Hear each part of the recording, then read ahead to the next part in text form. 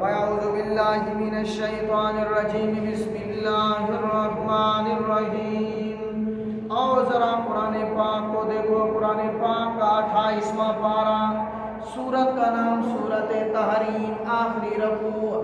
اللہ کا قرآن اعلان کرتا ہے یا ایھا الذین آمنوا، بولنا نہیں ہے، سبحان اللہ نہیں کرنا ورنہ جرمانہ آ جائے گا۔ یا ایھا الذین آمنوا توبوا الی اللہ توبۃ نصوحا۔ سبحان اللہ۔ اللہ نے جسے مفت کی زبان دی وہ تو زور سے کہے سبحان اللہ، جس نے پیسے لگائے وہ نہ کہے۔ اللہ کا قرآن کہتا ہے اے ایمان والو توبوا توبوا توبوا الی اللہ توبۃ نصوحا۔ ایمان والو اللہ کے سامنے پکی توبہ کر لو، گناہوں سے توبہ معافی مانگ لو۔ میرے نبی پاک صلی اللہ علیہ وسلم نے فرمایا التائب من الذنب کمن لا ذنب لہ۔ او دنیا والو، گناہوں سے معافی مانگنے والا، گناہوں سے توبہ کرنے والا ایسا پاک صاف ہو جاتا ہے جیسے اس نے گناہ کیا ہی نہ ہو، جیسے گناہ کیا ہی نہ ہو۔ بندہ تیرے آنے کی دیر ہے، رب کے معاف کرنے کی دیر نہیں۔ آؤ ذرا، اللہ تو اعلان کر رہا ہے قل یا عبادی الذین، قل یا عبادی الذین اسرفوا۔ اے ایمان والے ہو، جن لوگوں نے اپنے جانوں کے اوپر ظلم کر ڈالا، قل یا عبادی الذین اسرفوا علی انفسہم۔ او دنیا والو، میرے بندوں، اے میرا محبوب محمد الرسول اللہ، سب کو صلی اللہ علیہ وسلم، اے میرے محبوب محمد الرسول اللہ صلی اللہ علیہ وسلم، آپ فرما دیجیے یا عبادی الذین، او اللہ کے بندوں جنہوں نے اپنے اوپر ظلم کر ڈالا، خدا کو ناراض کیا ہوا ہے، نمازیں چھوڑ کر، جھوٹ بول کر، حرام کھا کھا کے، زکاتیں ادا نہ کر کر کے اللہ کو ناراض کیا۔ لا تقنطوا من رحمت اللہ، لا تقنطوا من رحمت اللہ۔ اللہ کی رحمت سے نا امید نہ ہو جاؤ، اللہ کی رحمت سے نا امید نہ ہو جاؤ۔ ان اللہ یغفر الذنوب جميعا، اللہ تمہارے سارے گناہوں کو معاف کرنے والا ہے، اسے کوئی پوچھنے والا نہیں۔ کہو بے شک، اسے کوئی پوچھنے والا، تجھ سے اور مجھ سے تو دنیا پوچھ سکتی ہے لیکن اللہ سے کوئی پوچھنے والا نہیں، اللہ سے کوئی پوچھنے والا نہیں۔ اس لیے اللہ سے معافی مانگ لو، توبہ کر لو۔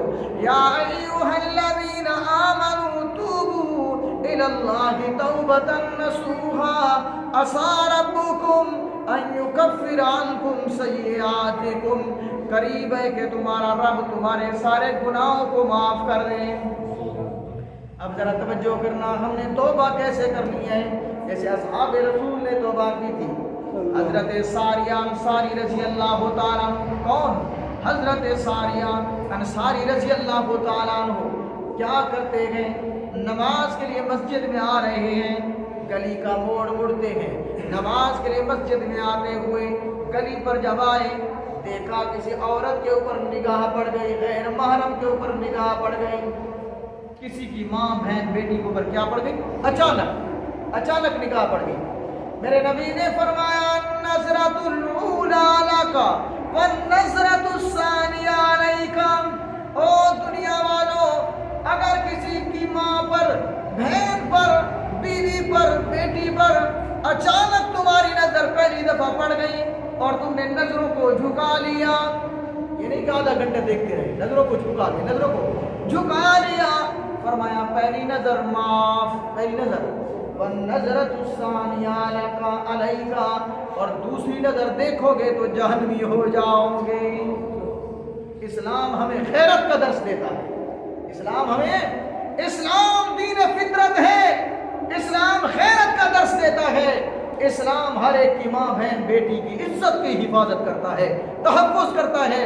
فرمایا پہلی نظر دیکھی تو معاف، دوسری نظر دیکھی تو جہنمی بن جاؤ۔ اب صحابی رسول ہے اور صحابی آ رہا ہے، گلی کا موڑ گزرا، اور یہاں پر کسی غیر محرم عورت پر نگاہ پڑ گئی، لیکن وہ تو صحابہ تھے نا۔ اب تقویٰ فتویٰ تو یہ کہتا ہے کہ پہلی نظر معاف ہے، دوسری پہ پکڑ ہے، لیکن اس کا تقویٰ یہ تھا، اس نے کہا جب تک میں اللہ سے معافی نہ مانگ لوں تب تک نہ مسجد نبوی جاؤں گا نہ گھر جاؤں گا۔ گھر چھوڑ دیا، اولاد چھوڑ دی، بچے بیوی چھوڑ دیے، جنگلوں میں چلے گئے۔ 4 مہینے تک گھر سے گئے۔ کتنے مہینے؟ 4 مہینے۔ چھوٹا سا گناہ ہو گیا، چھوٹا سا، اور وہ بھی جس پر نبی علیہ السلام نے فرمایا معاف۔ کمال تو آج کے مسلمان کے سارا کچھ ہڑپ، سارے گناہ کرنے کے بعد ببر شیر بنا ہوا ہے، تب بھی کوئی مولوی بات کہے تو میں کو کافر ہوں، تو مجھے سمجھاتا ہے۔ تب بھی کوئی تبلیغی جماعت والا دعوت دے تو ہم کوئی کافر ہیں کہ ہمیں سمجھاتے ہو؟ ہم خود مسلمان ہیں، ہمیں سمجھانے کی ضرورت کیا؟ مولوی کے گلے میں پڑ جاتے ہیں، تبلیغی بھائی کے گلے میں پڑ جاتے ہیں، جی ہمیں دعوت دیتے ہو، جاؤ انگلستان جاؤ کافروں کو دعوت دو۔ یہاں پر تم دعوتیں دینے آ گئے، بڑے تبلیغی بن گئے۔ یہاں تم کون سے کوئی 100% مسلمان ہو گئے کہ تمہیں دعوت دی جائے اور کافروں کو دعوت دی جائے؟ بلکہ میں کہتا ہوں، میرا تجربہ میرے سمیت، یہ نہیں کہ میں اپنے آپ کو چھوڑ رہا ہوں، اگر یہاں پر چھانٹی لگائی جائے تو ہم 5% بھی مسلمان نہیں بنتے۔ صحابی رسول چھوٹے سے گناہ کے اوپر معافی مانگنے کے لیے پہاڑوں میں چلے گئے۔ 4 مہینے کے بعد اللہ نے آسمان سے قرآن بلا کر اس کی برات کا اعلان فرما دیا۔ اللہ نے فرمایا میرے محبوب جاؤ حضرت کسی صحابی کو بھیجو جنگل میں، وہ دن رات مجھ سے معافیا مانگ رہا تھا، رحمت کی بارش آ گئی اس کے اوپر، اللہ راضی ہو گیا، اللہ نے اعلان کر دیا جاؤ تیرا گناہ معاف ہو گیا۔ 4 مہینے کے بعد سیدنا عمر فاروق رضی اللہ تعالیٰ عنہ گئے ہیں جنگل میں، جا کر وہاں پر گئے، اور جانے کے بعد لوگوں سے پتا کہ یہاں ایک بندہ ہوگا، اور اس بندے کی نشانی کیا ہے کہ اس کی حالت یہ ہوگی کہ فرمایا سر کے اوپر پگڑی ہوگی، کہو پگڑی بھی نبی کی سنت ہے۔ اور آج کل تو ہم ماڈرن بن گئے، آج کا نوجوان پگڑی باندھنا اپنے لیے عیب سمجھتا ہے۔ کیا سمجھتا ہے؟ عیب سمجھتا ہے، اور پھر مسجد میں نماز کے لیے آتے ہوئے بھی پگڑی یا ٹوپی پہننا عیب سمجھتا ہے۔ اور یہاں مسئلہ بھی سمجھیں کہ مسجدوں میں جو یہ ٹوپیاں پڑی ہوتی ہیں، اس سے نماز نہیں ہوتی، اس سے نماز نہیں ہوتی۔ کیسے نہیں ہوتی؟ میں آپ سے پوچھتا ہوں، یہ جو گندی سی ٹوپیاں پڑی ہوتی ہیں مسجدوں میں، یہ ٹوپی پہن کر آپ کسی شادی میں جائیں گے؟ آپ بتائیں مجھے، کسی شادی میں جائیں گے؟ کسی VIP پروگرام میں آپ جائیں گے؟ کسی بڑے افسر کو ملنے کے لیے جائیں گے؟ ہر وہ کپڑا جس کو پہن کر آپ کسی بڑی مجلس میں نہیں جا سکتے، اس کپڑے کے ساتھ آپ کی نماز نہیں ہوتی۔ تو جب ان ٹوپیوں کے ساتھ آپ بڑی محفل میں نہیں جا سکتے تو اللہ کی ذات نعوذ باللہ اتنی کم ہو گئی کہ آپ ان ٹوپیوں میں نماز پڑھتے، ان سے نماز نہیں ہوتی۔ یاد رکھنا یہ مسئلے کو۔ تو اب پگڑی سنت ہے رسول اللہ کی، اور فرمایا دوسری نشانی یہ ہے کہ اس کے چہرے پر حضور کی سنت ہو۔